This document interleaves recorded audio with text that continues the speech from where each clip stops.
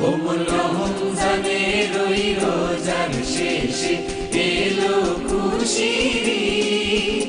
তুই আপনাকে আজ